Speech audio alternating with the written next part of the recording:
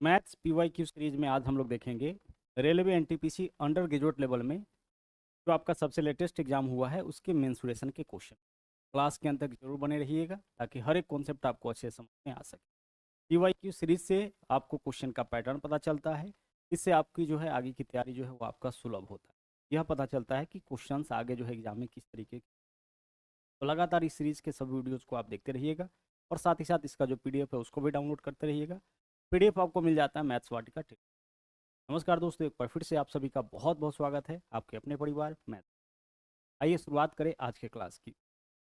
देखिएगा, इस क्वेश्चन से हम लोग शुरुआत कर रहे हैं और बारी बारी से सभी क्वेश्चंस को हम लोग देखेंगे। टोटल 20 क्वेश्चन आज के क्लास में हम लोग करेंगे, लेकिन आज आपका जो है मेंसुरेशन कंप्लीट नहीं होगा। इसके अलावा भी क्वेश्चंस आपके बचे होंगे जिनको हम लोग आगे के क्लासेस में देखेंगे। लेकिन जो भी क्वेश्चन आज के क्लास में आपका सेलेक्ट किया गया है काफ़ी इंपॉर्टेंट है। और जैसा कि हमने आपको बताया कि रेलवे का सबसे लेटेस्ट एग्जाम आपका यही एनटीपीसी अंडर ग्रेजुएट लेवल हुआ है, तो बिल्कुल नया क्वेश्चन है। और समझिए किस तरीके से इन क्वेश्चंस को हमें सोल्व करना है। जैसे यहाँ देख सकते हैं क्या बोला है, एक त्रिभुज की भुजाएं 72, 97 और 65 सेंटीमीटर है, इसका क्षेत्रफल क्या हो। ऐसा क्वेश्चन आपका पहले भी पूछा जाता रहा है 2018 में भी, 22 में भी। इसके अलावा तो ग्रुप डी है, एनटीपीसी है, रेलवे के सभी एग्जाम में, केवल रेलवे ही नहीं सभी प्रतियोगी परीक्षाओं के एग्जाम में जो है आपका इस तरह का क्वेश्चन पूछा जाता रहा, पहले भी और अभी भी पूछा गया है। अब इस क्वेश्चन को हम लोग सोल्व कैसे करेंगे। तो एक तो तरीका यह कहता है कि किसी भी त्रिभुज का अगर तीनों भुजा पता हो तो आप सबसे पहले सेमी पेरीमीटर निकालिए, यानी कि एस, और ए प्लस बी, यानी तीनों भुज बल का आधा। सेमी पेरीमीटर निकालते हैं और उसके बाद क्षेत्रफल हम लोग निकालते हैं root under S into S minus A into S B into S. थोड़ा सा समय लगता है ऐसे क्वेश्चन में सोल्व करने में, कैलकुलेशन में। लेकिन अगर हमें यह पता लग जाए कि यह जो त्रिभुज है यह हमारा समकोण त्रिभुज है, अगर यह पता हो जाए, यह कंफर्म हो जाए कि यह जो साइड से दे रखा है, भुजा दे रखा है, वह समकोण त्रिभुज का भुजा है, तो फिर हमें क्षेत्रफल निकालने के लिए सिर्फ करना होगा 1/2 गुने दोनों छोटी भुजाओं का गुणनफल, यानी कि लंब गुने आधार। आपको पता है कि कर्ण सबसे बड़ी भुजा होता है, तो कर्ण को छोड़ दीजिए, सबसे बड़ा वाला को छोड़ दीजिए, बाकी का जो दोनों छोटा वाला होगा उसमें एक लंब और एक आधार हो जाता है। तो हम लिखते हैं 1/2 गुने लंब गुने आधार। तो इसके लिए क्या करना होता है, हमें यह पता करना होता है कि जो त्रिभुज का यहाँ पे साइड दे रखा है वह समकोण है। तो कैसे पता करेंगे, देखिए तीन साइड यहाँ पे दे रखा है, अच्छे से समझिएगा, बहुत क्वेश्चन ऐसा पूछा गया। एक है आपका 72 सेंटीमीटर, दूसरा साइड है आपका 97 सेंटीमीटर और तीसरा साइड जो है आपका वह है 65 सेंटीमीटर। हम यह पता लगाने का पहले प्रयास कर रहे हैं कि क्या हमारा यह राइट एंगल ट्रायंगल है। तो कैसे लगाएंगे, देखिएगा दोनों बड़ी भुजा देखिए कौन है आपका, यही दोनों तो है। तो एक बार इस दोनों को जोड़िए, कितना हो जाएगा आपका 7 और 2 9 और 9 7 16 169। हम क्या किए, दोनों बड़ी भुजा को जोड़े और गुना इन दोनों का एक बार अंतर निकालिए। तो 97 में से 72 माइनस करिएगा, कितना हो जाएगा आपका, 97 में से अगर 72 माइनस करते हैं तो यह हो जाएगा आपका 25। अब इस दोनों के गुणनफल का वर्गमूल अगर छोटी भुजा के बराबर आ गया, हम क्या किए, एक बार इन दोनों को जोड़े 169, एक बार इन दोनों का अंतर निकाले 25। इसके गुणनफल का वर्गमूल अगर इसके बराबर आ गया, इसका मतलब यह हमारा क्या है, यह हमारा एक राइट एंगल्ड ट्रायंगल है, समकोण त्रिभुज। तो 169 का वर्गमूल कितना होता है, 13 होता है। 25 का वर्गमूल 5, 13 गुने 5 कितना आ गया, 65। यह काम आपको मन ही मन कर लेना है, यानी डाटा देखिए और इतना चीज़ आप पता लगा लीजिए यह आपका राइट एंगल ट्रायंगल है कि लगाएंगे। सबसे पहले हम लोग दोनों बड़ी भुजाओं को आपस में जोड़ेंगे, फिर उसका अंतर निकालेंगे और उसके गुणनफल का वर्गमूल अगर छोटी भुजा के बराबर आ गया मतलब राइट एंगल ट्रायंगल है। और अगर राइट एंगल ट्रायंगल है तो फिर सबसे बड़ी भुजा को आप छोड़ दीजिए, क्षेत्रफल आपका क्या हो जाएगा, 1/2 गुने दोनों छोटी भुजाओं का गुणनफल, यानी कि 72 गुने क्या करेंगे हम 65 करेंगे। सोल्व करेंगे, 2 से काटेंगे 72 को, कितना बार में कटेगा, 36 बार में। गुना करने का भी जरूरत नहीं है। इकाई अंक देखिए 6 पंचे 30, यानी कि जिस संख्या के अंत में 0 होगा वही हमारा आंसर हो सकता है। यहाँ देखिए इकाई अंक कैसे निकालते हैं, इकाई अंक को गुना करके, तो 6 पंचे 30 यानी कि लास्ट में 0। तो आंसर हो गया हमारा विकल्प ए। तो आगे से अगर कभी इस तरह का क्वेश्चन आए तो आप पहले यह जरूर चेक करिएगा कि यह राइट एंगल ट्रायंगल है कि नहीं। अगर है तो आसानी से पहले अपना आंसर निकालिए, ठीक है। और देखिए अगला क्वेश्चन, एक और क्वेश्चन बिल्कुल सेम हम लोग यहाँ पे देख रहे हैं, इसको आप सोल्व करके देखिए। क्या करेंगे, दोनों बड़ी भुजा को देखिए, तो बड़ी भुजा 72 और 90 है, एक बार इसको जोड़िए तो कितना हो जाए, 72 + 90 162 हो जाएगा। और एक बार अंतर इसका निकालिए, 90 में से 72 घटाइएगा कितना हो जाएगा 18। इसके गुणनफल का वर्गमूल जो है छोटी भुजा के बराबर आएगा। तो देखिए 18 नमा 162 होता है, तो इसके लिए हम 18 गुने 9 लिख सकते हैं ना, 18 गुने 9। तो 2 18 में से एक 18 बाहर और 9 का वर्गमूल 3, 18 गुने 3 कितना हो गया 54। यानी यह जो है आपका यहाँ पे दोनों छोटी भुजा, दोनों बड़ी भुजाओं का योगफल और अंतर के गुणनफल का वर्गमूल छोटी भुजा बराबर आ रहा है। इसका मतलब अभी हमारा क्या है, राइट एंगल ट्रायंगल है। और राइट एंगल ट्रायंगल है तो क्षेत्रफल कैसे निकालेंगे, फिर इसका क्षेत्रफल निकालेंगे 1/2 गुने दोनों छोटी भुजाओं का गुणनफल। तो एक 54 है और एक 72 है, 90 का यूज नहीं करना है, तो हम क्या लिखेंगे 1/2 गुने 54 गुने 72। सोल्व करिए, 2 से काटिएगा कितना हो जाएगा ये आपका 36 बार में कटेगा। इन दोनों को गुना कर सकते हैं, आंसर हमारा वो होगा जिसके लास्ट के दोनों अंक 6 चौके 24 यानी 4 वाला। तो विकल्प ए और विकल्प बी तो हमारा आंसर नहीं हो सकता है। अब चेक करते हैं कि कौन हो सकता है। ठीक है, तो 36 गुने 50 कितना होता है 1800 हो जाएगा, और 36 चौके 144 1944, यानी कि आंसर हमारा हो जाएगा विकल्प सी। विकल्प सी इस क्वेश्चन का क्या होगा आपका राइट आंसर। क्लियर। चलिए, तो नंबर 6 और नंबर 7 सवाल अभी बहुत ज़्यादा ट्रेंडिंग में है, खूब क्वेश्चन इस तरह का पूछा जा रहा है, समझना आपके लिए बहुत ज़रूरी था। आगे चलिए, सवाल नंबर 1 देखिए, देखिएगा यहाँ पे क्या है। बोला है 125 सेंटीमीटर क्यूब आयतन वाले दो घनों को एक दूसरे के फलकों से जोड़ा जाता है। 125 सेंटीमीटर क्यूब आयतन वाला दो घन है, तो आप बताइए कि जिस घन का आयतन 125 है उसका भुजा कितना हो जाएगा। उसका भुजा आपका 5 सेंटीमीटर होगा, क्योंकि भुजा 5 सेंटीमीटर घन का होगा तभी तो आयतन 5 का क्यूब 125 हो जाएगा। घन का आयतन क्या होता है, घन का आयतन होता है भुजा का क्यूब, और घनाभ का आयतन होता है लंबाई गुने चौड़ाई गुने ऊंचाई।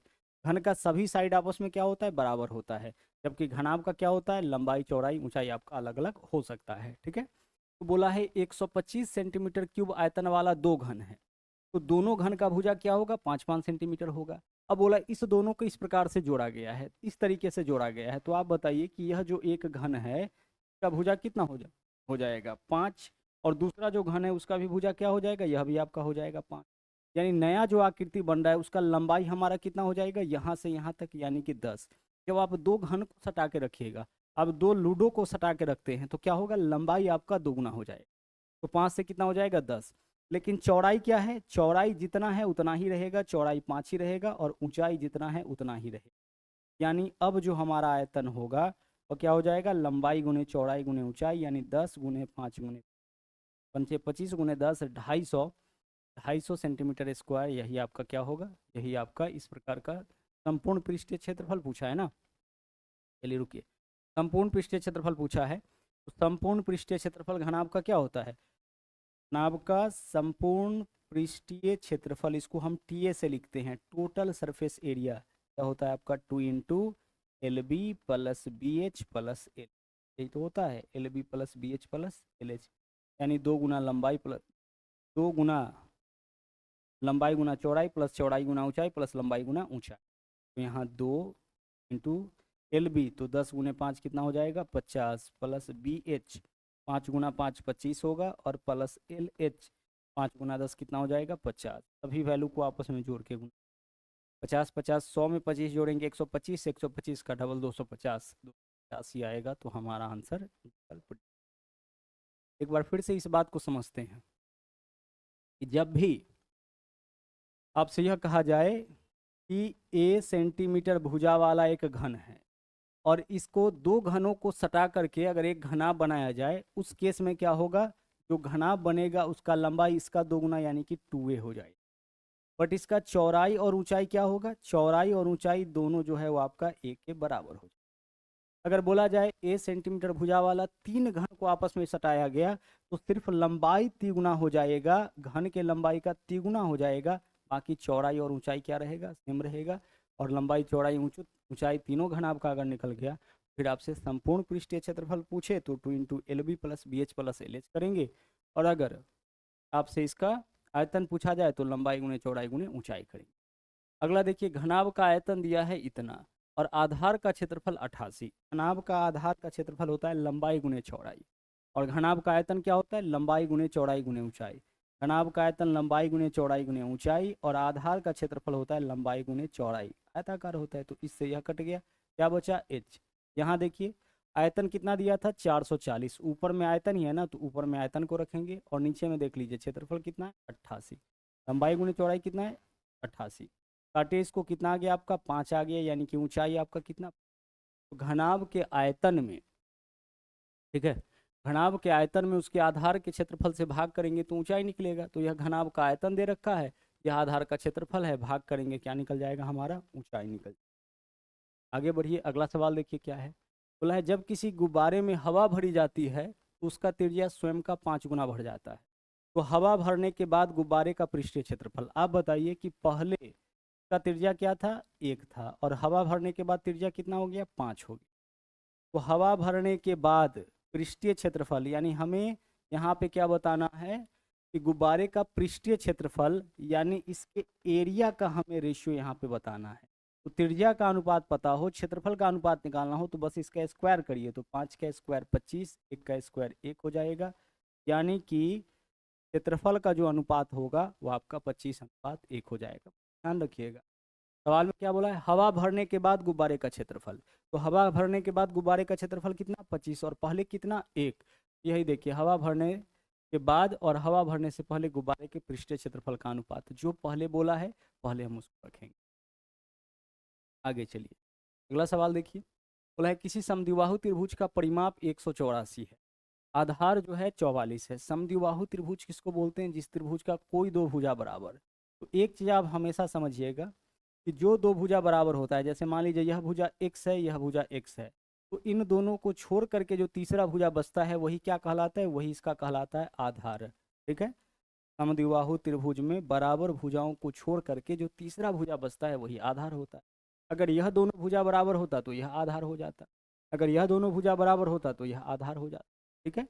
अब चलिए, अब यहाँ पे दिया क्या है, बोला है त्रिभुज का परिमाप 184, अब बताइए परिमाप कैसे निकालिएगा, तीनों भुजाओं की लंबाई का योग, तो x + 44, यानी परिमाप इसका हो जाएगा 2x + 44, परिमाप तीनों भुजाओं को जोड़िएगा ना, तो x + x + 44 यानी 2x + 44, जबकि दिया कितना है यहाँ पे 184 सेंटीमीटर, यहाँ से 2x का वैल्यू बताइए क्या होगा, 44 इधर आके 184 में से घटेगा तो 140 हो जाएगा, 2 गुना में इधर आएगा भाग में काटेंगे 70, x का वैल्यू कितना आ गया 70, हमें क्या बताना था बराबर भुजाओं की लंबाई क्या होगी, तो बराबर भुजाओं की लंबाई आपका हो जाएगा 70।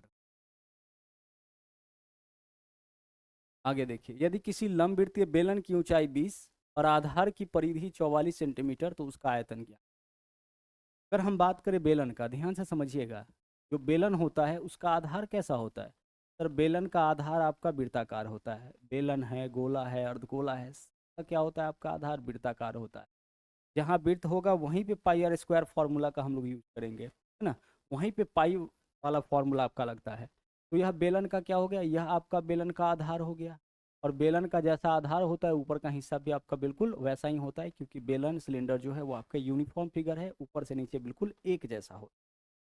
यहाँ दिया है कि बेलन का ऊंचाई 20 सेंटीमीटर, ऊंचाई कितना है, ऊंचाई इसका है आपका 20 सेंटीमीटर, क्वेश्चन में दे रखा है, ठीक है, बेलन का जो ऊंचाई है वो आपका 20 सेंटीमीटर, और आधार की परिधि, तो आप बताइए कि आधार कैसा होता है वृत्ताकार, आधार वृत्ताकार होता है तो वृत्त का परिधि क्या होता है, सर वृत्त का परिधि होता है 2 पाई, यानी 2 × 22/7 यही तो होता है आधार की परिधि, जबकि आधार की परिधि कितना दिया है 44, तो ध्यान से समझिएगा कि क्वेश्चन में दिया क्या है, आधार का त्रिज्या नहीं दे रखा है, परिधि दिया है, तो परिधि इतना होता है।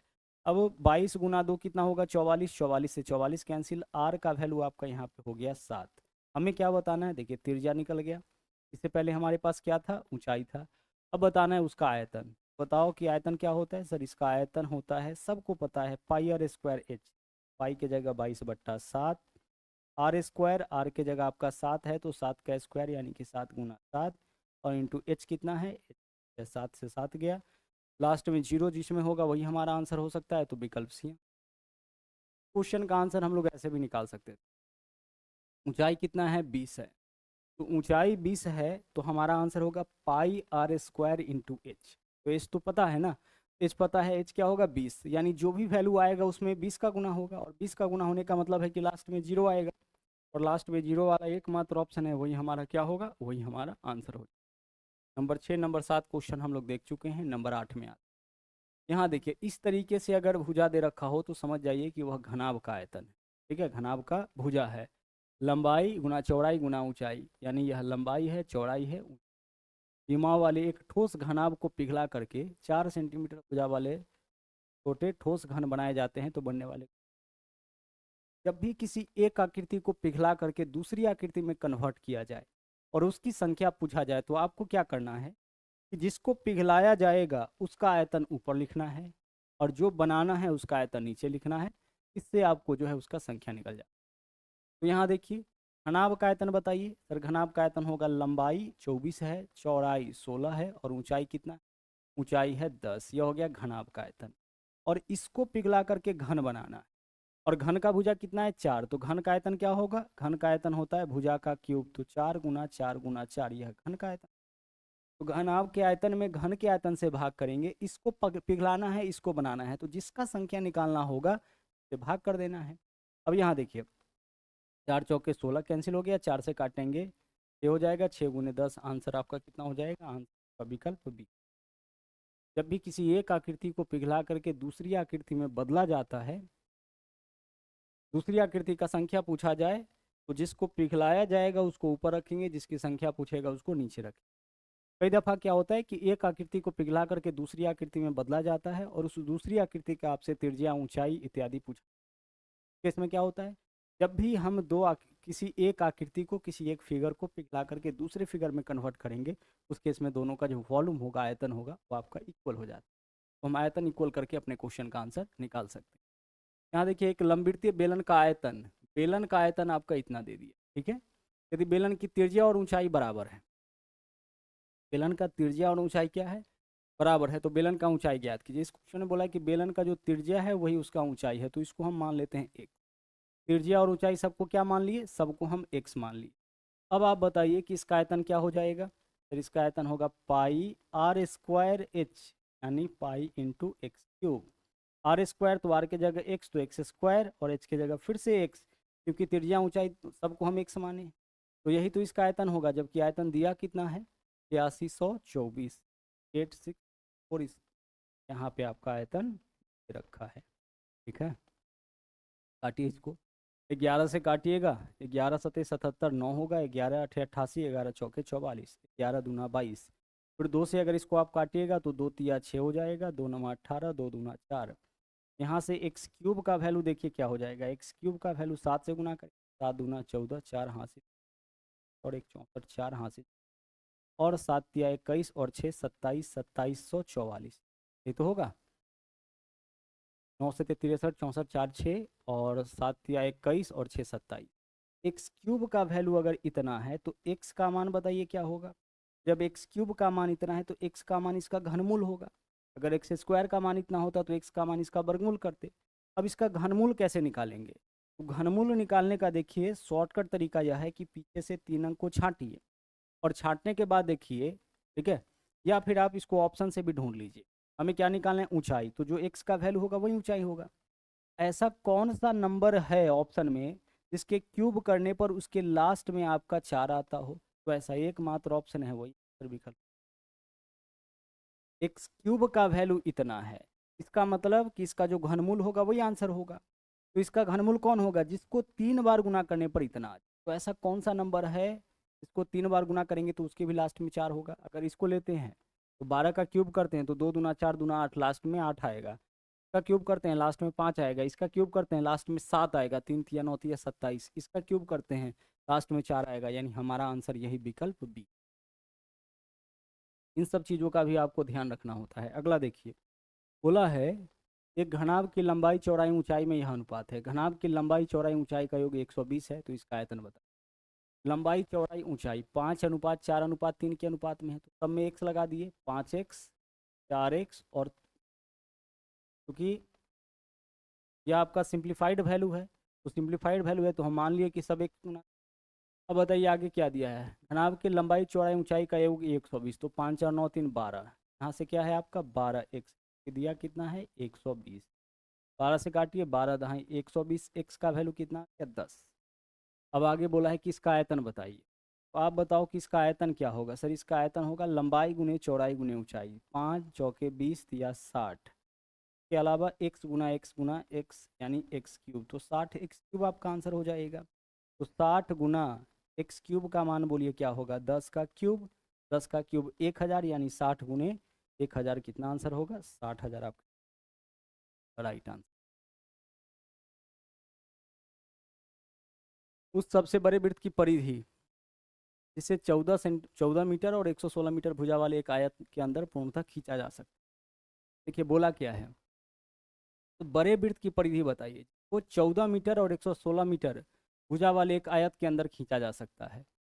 इसे 14 मीटर और 116 मीटर, अब ध्यान से समझिएगा, यहाँ पे आपका क्या है, एक तो आपका लंबाई दिया है, दूसरा आपका यहाँ पे चौड़ाई, जो बड़ा वाला होता है उसको हम लंबाई ले लिए 116, और जो छोटा वाला है उसको हमेशा हम क्या मानेंगे, यहाँ पे चौड़ाई। ठीक है, तो आप बताइए कि इसके भीतर जो सबसे बड़ा वृत्त खींच सकते हैं, उस प्रकार से तो हमारा वृत्त नहीं बनेगा। ठीक है, इस प्रकार से तो गोल होगा ही नहीं। जो वृत्त हम लोग सबसे बड़ा खींच सकते हैं वो आपका कुछ ऐसे ही, यानी किसी भी आयत के अंदर जो सबसे बड़ा वृत्त खींचा जाता है वह उसके चौड़ाई के बराबर हो जाता है। किसी भी आयत के अंदर जो सबसे बड़ा वृत्त खींचा जाता है उसकी उसकी जो आपका उसका जो व्यास होता है वह इसके चौड़ाई के, आयत के चौड़ाई के बराबर हो जाए, यानी त्रिज्या क्या हो जाएगा, त्रिज्या आपका चौड़ाई का आधा। आगे से जब भी ऐसा क्वेश्चन मिले, ठीक है, कि किसी वृत्त के अंदर खींचे जा सकने वाली सबसे बड़े वृत्त की त्रिज्या बताइए, तो चौड़ाई का आधा कर लीजिएगा। चौड़ाई 14 है तो त्रिज्या कितना हो जाएगा, 7 सेंटीमीटर। बस इस डाटा से हमें इतना ही जानना था, त्रिज्या कितना हो जाएगा, 7 सेंटीमीटर। किसी भी आयत के भीतर खींचे जा सकने वाली सबसे बड़े वृत्त की त्रिज्या जो है वह चौड़ाई का आधा होगा, क्योंकि व्यास जो होता है वह चौड़ाई के बराबर, त्रिज्या क्या होगा, चौड़ाई का आपका आधा होगा।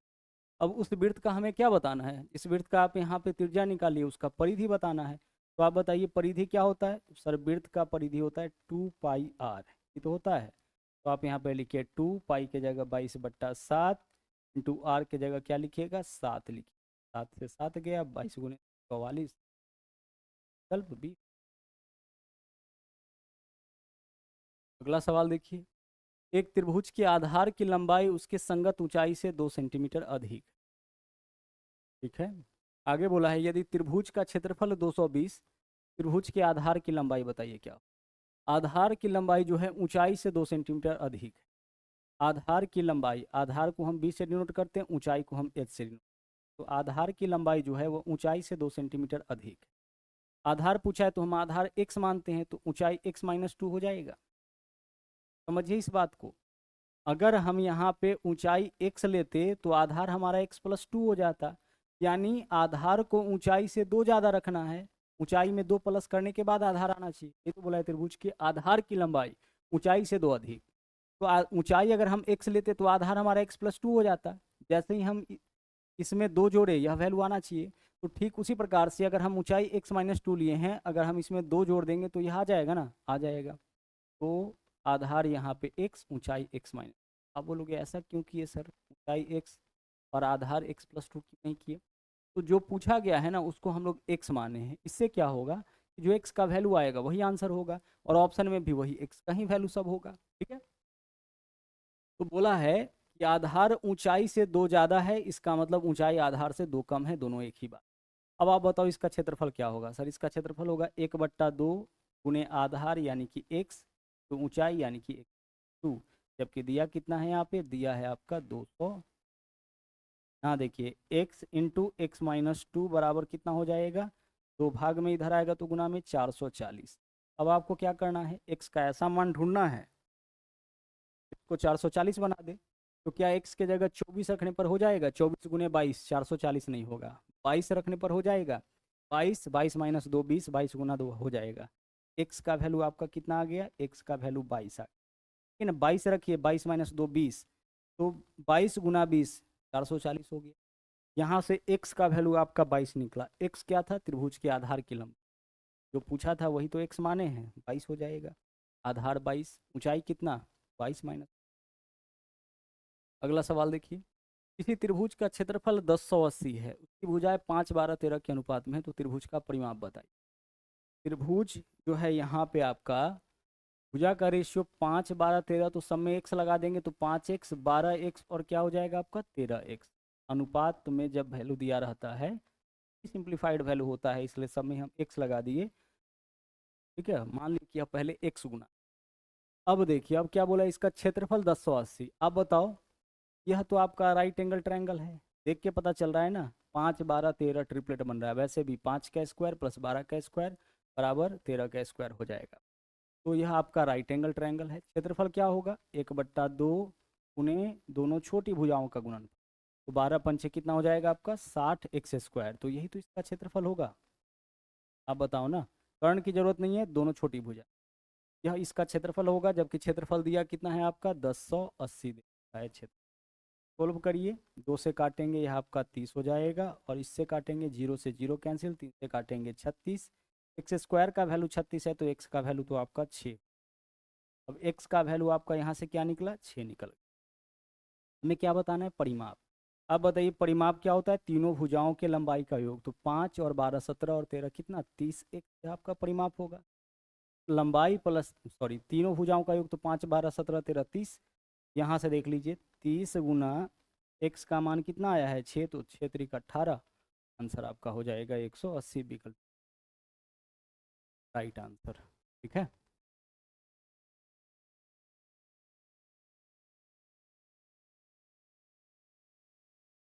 वैसे भी और शॉर्टकट तरीका क्या था, तो परिमाप जो होगा देखिए भुजा का लंबाई इस अनुपात में है ना, तो जो परिमाप होगा वो 5 और 12 17 और 13 30, 30 से कटने वाला कोई नंबर होगा। तो 30 से कटने वाला 3 3 सभी नंबर था, तो इससे नहीं होता, डायरेक्ट ही हमें निकालना पड़ता। चलिए आगे बढ़ते हैं, अगला देखिए। अगला है, यदि किसी कमरे का लंबाई चौड़ाई ऊंचाई तीनों दे रखा है, मतलब चारों दीवारों का क्षेत्र, तो किसी कमरे के चारों दीवारों का क्षेत्रफल क्या होता है। और कमरे के चारों दीवारों का क्षेत्रफल यह होता है 2 इंटू लंबाई प्लस चौड़ाई गुना ऊंचाई। किसी भी कमरे के चारों दीवारों का क्षेत्रफल यही होता है, इसको याद रखिएगा, इस पे आधारित क्वेश्चन आपके आते हैं। हम यहाँ पे लिखेंगे 2 इंटू लंबाई प्लस चौड़ाई, तो 10.5 में 8.5 जोड़ेंगे 19 हो जाएगा, होगा। और इंटू ऊंचाई, ऊंचाई कितना है 11, सबको गुना करिए, 2 9 18, 8 लास्ट में 8 वाला जो होगा वही आंसर। चारों दीवारों का क्षेत्रफल 2 इंटू लंबाई प्लस चौड़ाई गुना ऊंचाई, यही तो होता है।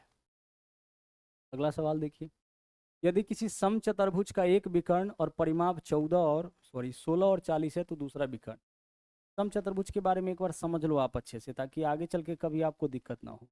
समचतुर्भुज किसको बोलते हैं, चतुर्भुज का चारों भुजा बराबर हो, लेकिन चारों कोण जो है वह बराबर नहीं। चारों कोण अगर बराबर होगा तब तो यह हो जाएगा आपका वर्ग। चारों भुजा बराबर, चारों कोण बराबर तो वर्ग हो जाएगा। समचतुर्भुज और वर्ग में यही डिफरेंस होता है। सिमिलरिटी क्या होता है, यहाँ भी चारों भुजा बराबर, वहाँ भी चारों भुजा बराबर। ठीक है, अंतर क्या है, वहाँ पे वर्ग में चारों कोण भी बराबर, यहाँ पे चारों कोण बराबर नहीं होता है, सम्मुख कोण बराबर होता है, चारों कोण बराबर। तो ये हमारा हो गया यहाँ पे एक समचतुर्भुज। अब समचतुर्भुज का यहाँ पे भुजा अगर हम इस तरीके से डिनोट कर ले ABCD से, अगर हम इसके विकर्ण की बात करें तो एक विकर्ण तो हमारा यह वाला हो जाएगा और दूसरा विकर्ण यह होगा। ठीक है, यहाँ पे हमारा क्या निकल गया, इसका दोनों विकर्ण। अब इस दोनों विकर्ण का जो लंबाई होगा ना, वह आपका अलग अलग होगा। वर्ग के विकर्ण बराबर होते हैं समचतुर्भुज के, लेकिन एक चीज होता है कि जो समचतुर्भुज का विकर्ण होता है वह आपका एक दूसरे को समद्विभाजित करता है, यानी इस पॉइंट पर आकर के बराबर बराबर भागों में बढ़ता है। यानी यह वाला जो विकर्ण है, इधर भी वैल्यू बराबर होगा, इधर भी वैल्यू बराबर होगा। अगर पूरे विकर्ण का लंबाई 20 होगा तो इधर 10, इधर 10, 50 होगा तो इधर 25, इधर 25, 80 होगा तो इधर 40, इधर 40। ठीक उसी प्रकार से यहाँ जो आप देख रहे हैं दूसरा विकर्ण, अगर यह आपका 100 है तो इधर भी 50, इधर भी 50, इस तरीके से। और विकर्ण एक दूसरे को जो है 90 डिग्री पे काटता है, यानी कि यहाँ पे कोण कितना डिग्री का बनाता है, 90 डिग्री का बनाता है। ठीक है, अब आगे चलिए, दिया क्या है, समचतुर्भुज का विकर्ण और परिमाप, विकर्ण 16 है तो एक विकर्ण 16 है, तो मान लेते हैं कि यह वाला विकर्ण पूरा 16 है, तो आधा कितना हो जाएगा 8। पूरा विकर्ण आपका कितना था 16, यहाँ से लेकर के यहाँ तक हम मान लिए कि इस विकर्ण का लंबाई 16, तो आधा कितना, आधा आपका 8 हो जाएगा।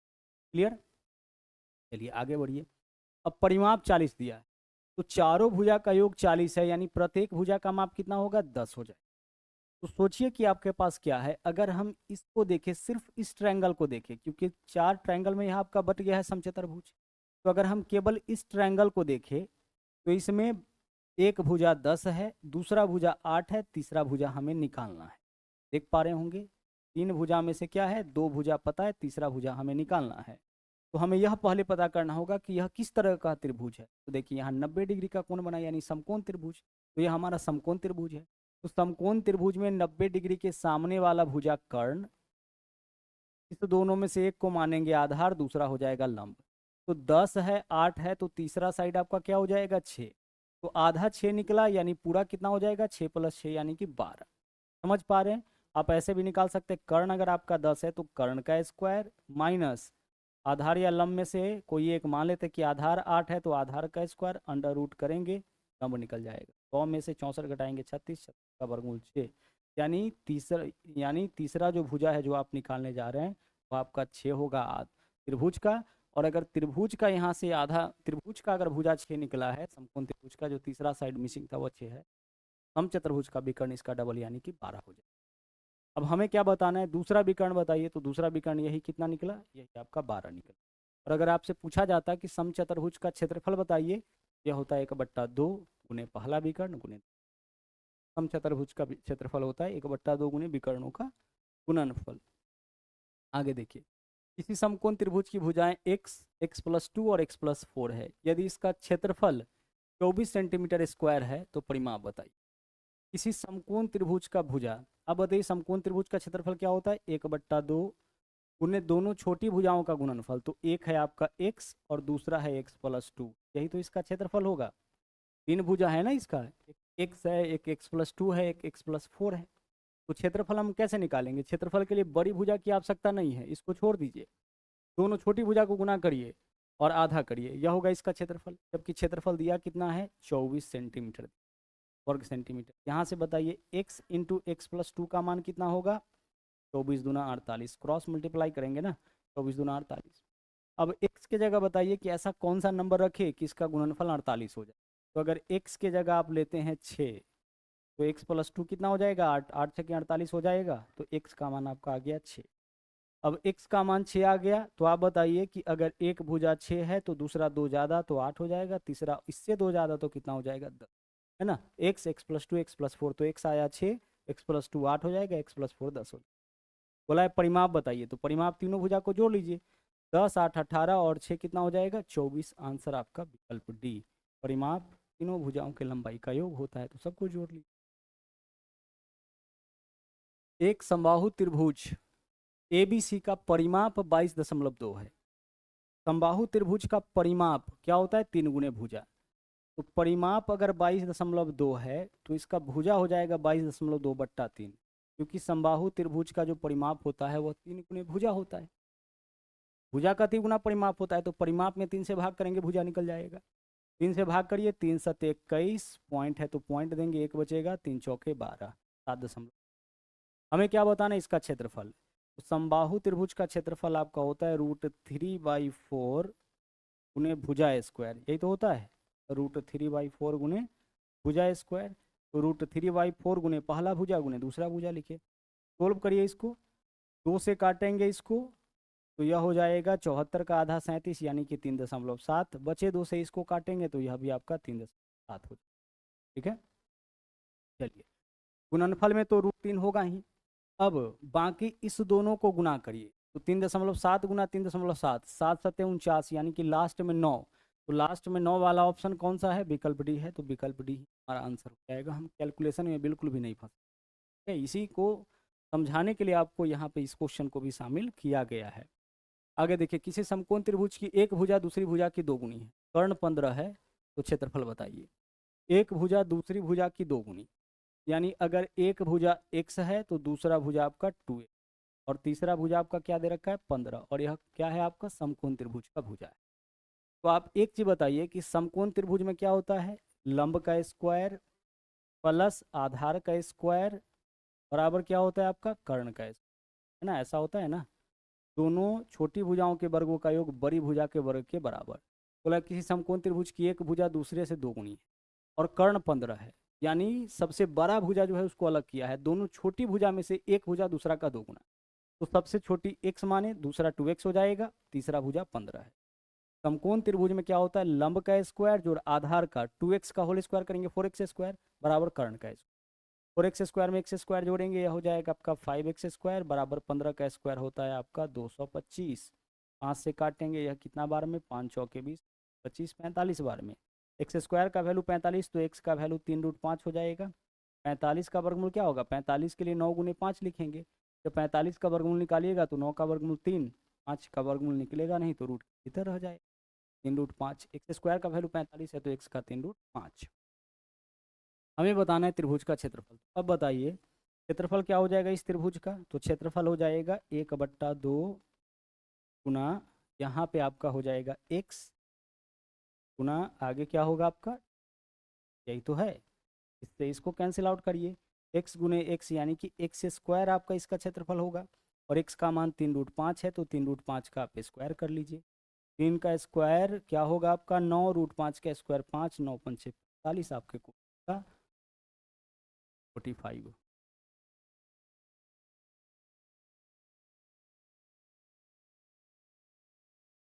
1/2 गुने लंब गुने आधार, यही तो करेंगे। x गुने 2x क्या हो जाएगा, 2x स्क्वायर, 2 से 2 कट गया, एक्स स्क्वायर ही इसका क्षेत्रफल होगा। x का मान जो भी निकाले हैं आप उसका बस स्क्वायर कर लीजिए। अगला सवाल देखिए, एक बेलन की त्रिज्या 20% कम कर दी जाती है और ऊंचाई 40% बढ़ा दिया जाता है, तो आयतन में कितना प्रतिशत का वृद्धि। बेलन की त्रिज्या 20% कम कर दी जाती है। 20% कम करने का मतलब है कि अगर पहले त्रिज्या 100 था तो अब त्रिज्या कितना हो जाएगा 80। ठीक है, अगर त्रिज्या पहले 100 था तो अब त्रिज्या कितना हो जाएगा, अब हो जाएगा 80। आगे चलिए, और ऊंचाई 40% बढ़ा दी जाती है, यानी पहले अगर ऊंचाई 100 था तो अब ऊंचाई कितना हो जाएगा 140। ठीक है, आप बोलोगे सर इसको 2 बार क्यों लिखे, तो देखो बेलन के आयतन में प्रभाव पूछा है ना, तो बेलन के आयतन का फॉर्मूला लगाएंगे, तो आयतन होता है पाई r स्क्वायर इंटू एच। और वृद्धि और कमी वाले क्वेश्चन में ना हम लोग कांस्टेंट का यूज नहीं करते, इसका यूज नहीं करते कांस्टेंट का, तो इसको छोड़ दीजिए। अब क्या बचा r स्क्वायर इंटू एच। वृद्धि कमी वाले क्वेश्चन में क्या होता है, कांस्टेंट का यूज नहीं होता है। तो पाई यहाँ भी है, तो पाई को आप छोड़ दीजिए। जैसे मान लीजिए कि अगर हम आपसे कहे कि त्रिभुज का, 2 त्रिभुज है, ठीक है, उसके क्षेत्रफल का अनुपात बताइए। का अनुपात बताना है, समबाहु त्रिभुज हम मान लेते हैं कि 2 समबाहु त्रिभुज है, उसके क्षेत्रफल का अनुपात, एक का भुजा 1 है दूसरा का भुजा 3 है, क्षेत्रफल का अनुपात बताइए। तो आप क्या लिखिएगा, √3/4 भुजा स्क्वायर, और यहाँ भी लिखिएगा √3/4 भुजा स्क्वायर, ये तो लिखिएगा। का अनुपात निकालिएगा तो √3/4 इधर भी होगा इधर भी होगा, तो यह तो कट ही जाएगा।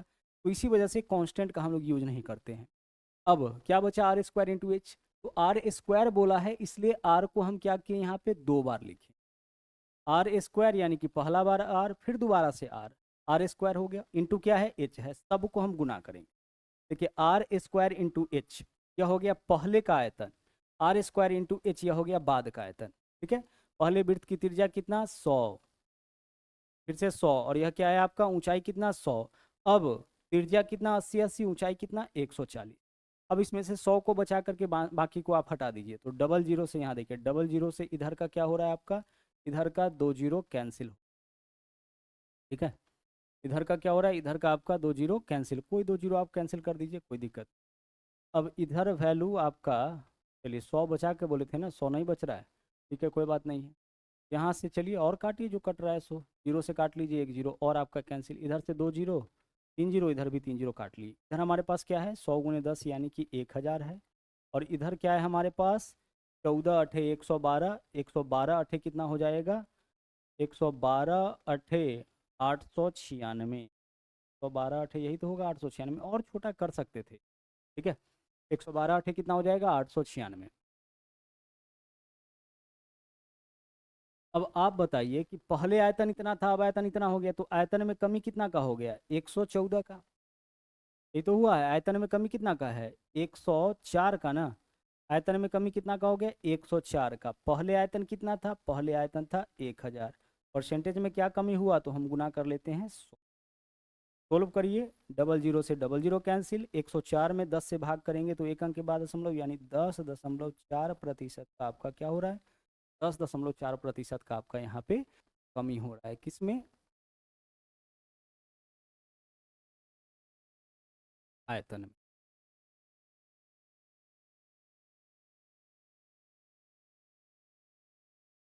आप इसको ऐसे कर सकते हैं, या फिर यहाँ देखिए, या फिर आप इसको कैसे कर सकते हैं, देखिए त्रिज्या 20% कम कर दिया गया। तो त्रिज्या 20% कम करने का मतलब समझिएगा, त्रिज्या को 20% कम किया गया, यानी त्रिज्या अगर पहले 100 था तो अब कितना किया गया होगा 80, यानी 5 हो गया त्रिज्या आपका कितना से, 4 से। इस 100 था, इसको कर दिया गया 80, यही तो किया गया है। काटिए इसको, 20 पंचे 100, 20 चौके 80, इतना हो गया।